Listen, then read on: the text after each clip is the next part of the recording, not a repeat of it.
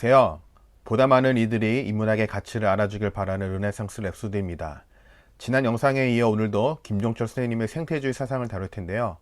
실상 생태주의가 가능하려면 사회보장제도를 비롯한 전체적 시스템이 전환될 필요가 있죠. 이를 위해 재헌헌법 18조 2항을 알아보겠습니다.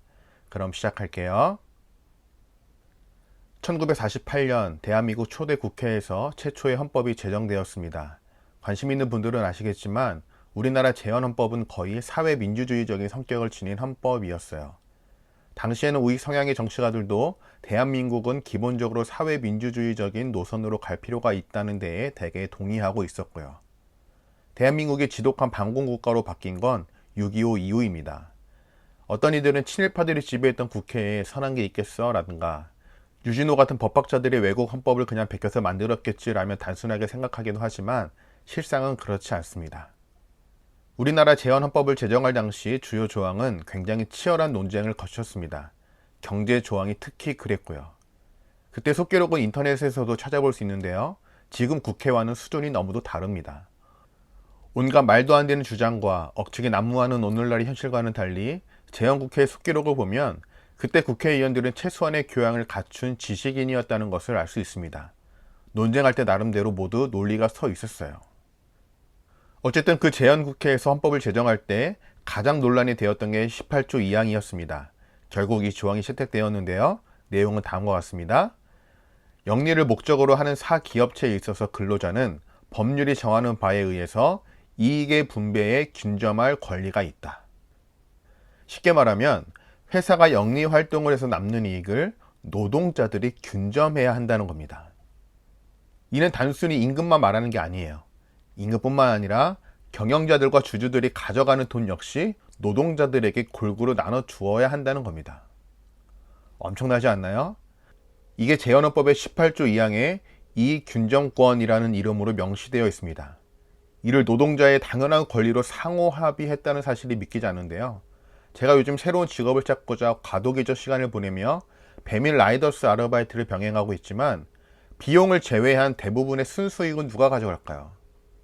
아마도 90% 이상은 배민이 가져갈 겁니다. 하지만 이익 균점권이 적용되면 5대5로 나누어야 하죠. 이는 예전 서울대 총장을 역임한 정웅찬 씨가 종종 말했던 이익 공유제와는 완전히 차원이 다른 개념입니다. 정웅찬 씨가 말한 이익 공유제는 자본가들의 선의나 시혜를 전제로 하는 것이라면 재헌헌법의 이익 균점권은 공동체의 저변을 형성하고 뼈대를 구성하고 있는 노동자의 권리를 첨령하는 개념입니다. 그만큼 재헌헌법은 매우 진보적이었습니다. 이 조항은 대한민국 초대정부 때 사회부 장관을 지낸 전진환 선생님이라는 분이 강력히 주장했던 내용입니다. 굳이 그의 정치적 성향을 말한다면 우익이었지만 이승만 정부가 점점 독재로 흘러가면서 전진환 선생은 이승만과 결별하고 노동당을 설립하죠. 그 후 소련식 사회주의와 미국식 자본주의를 동시에 넘어서는 자유협동주의를 지향할 정도로 매우 중요한 사상가였습니다. 전진환 선생은 원래 경상도 상주의 극빈 가정에서 태어났고 소년시절에 단신으로 서울에 올라와서 당시 김성수, 송진우, 현상윤 선생 등이 기거를 하던 하숙집의 종업원으로 일했다고 합니다. 밤늦게까지 잠도 안 자며 촛불 아래서 열심히 면학을 해서 3.1운동 직후에 민족 지도자들이 설립한 단체의 장학생으로 뽑히기도 했고요. 그래서 일본 유학의 기회를 얻어 와세다 대학에서 경제학 공부를 마쳤습니다. 아직 이분에 대한 상세한 정기가 나오지 않아서 확실한 것은 알 수 없지만 졸업 후 조선에 돌아와 협동조합 운동에 투신하는 것으로 보입니다. 이로 인해 총독부에 찍혀 옥살이를 하게 되고요. 짧은 스토리이지만 이 정도의 스케치만으로도 범상치 않음을 느낄 수 있습니다. 어쨌든 서울로 와서 국회의원도 하고 사회부 장관도 하고 나중에는 노동당이라는 정당도 만들어 활동했는데 정치적으로 성공했다고 할 수는 없지만 청렴하기 이를 데 없었고 신념과 원칙이 분명한 분이었습니다. 이분이 재헌국회에서 헌법을 만들 때 경제 조항에 관련해서 주창한 것은 이익균점권 외에 또 하나가 더 있었습니다. 그것은 바로 노동자의 경영 참가권입니다. 오늘날의 서구 선진국에서도 드물게 시행되고 있는 노동자 경영 참가권을 1948년 대한민국 국회에서 주장한 겁니다. 국회에서 격론이 벌어졌습니다. 치열한 논쟁이 붙었는데 친일파뿐만 아니라 미국 유학 출신의 의원들이 강력히 반대하는 바람에 합의를 이루지 못하고 이익균정법만 통과되었죠. 그 결과가 재헌헌법 18조 2항입니다. 안타까운 건 이 조항이 실제로 적용된 적이 없다는 겁니다.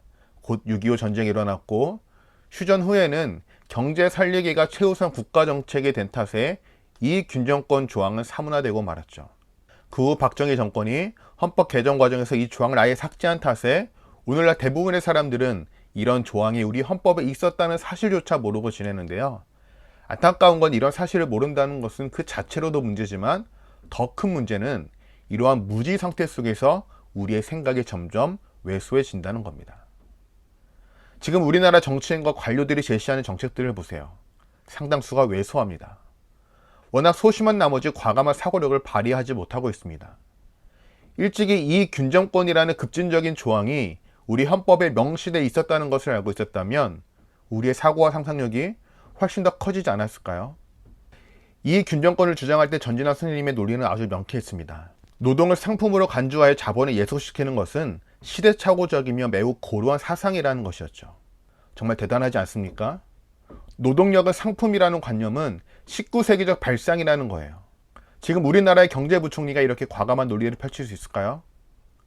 심지어 막스를 공부한 사람들도 늘 노동력 상품화 현상을 어떻게 극복할 것인가를 평생의 화두로 안고 삽니다.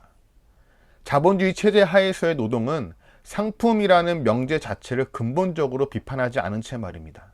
그러나 전진환 선생님은 그것을 고루한 사상으로 단정하고 자본가가 돈을 출자했다면 노동자는 자기의 노력을 출자한 또 하나의 자본가라고 선언합니다. 노동자도 출자자라는 거죠. 출자자와 출자자는 기본적으로 대등한 관계입니다. 그러면서 거기서 생기는 이익을 고르게 나누는 것, 즉 균점하는 것은 너무나 당연하다는 논리로 기결되죠. 이를 통해 노동자는 임금 노예라는 진부한 공식도 이 명쾌한 논리로 단번에 척결돼 버리고요. 이익균정법 앞으로 필요하지 않을까요? 오늘은 여기서 마칩니다. 잘 들어주셔서 감사하고요. 다음 시간엔 병원과 학교로 대표되는 근대주의 세계관에 대해 살펴보겠습니다. 그럼 모두 좋은 하루 되세요.